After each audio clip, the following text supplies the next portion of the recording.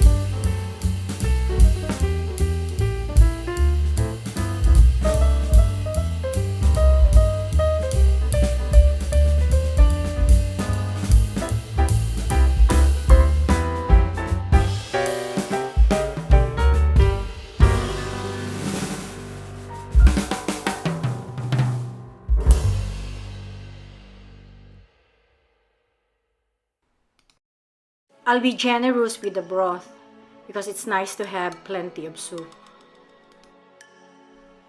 Haluin lang ito at ilalagay ko na rin ang cube seasoning. What I need to do is cover and bring it to a boil.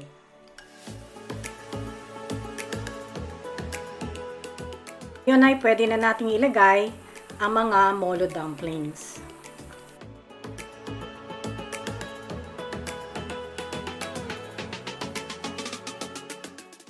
Ito yung leftover na molo wrapper. I will scissor this into strips at ilalagay din natin ito sa ating Pansit Molo.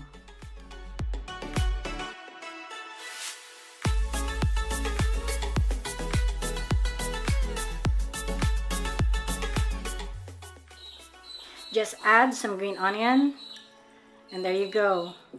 Our Pansit Molo is cooked. Please check the ingredients and measurements of this recipe in the description box below.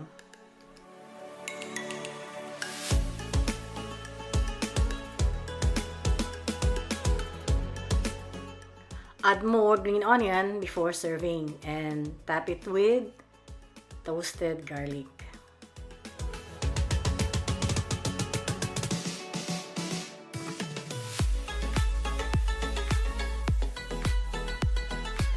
I hope you enjoyed this recipe. Thank you for watching and see you again on my next video.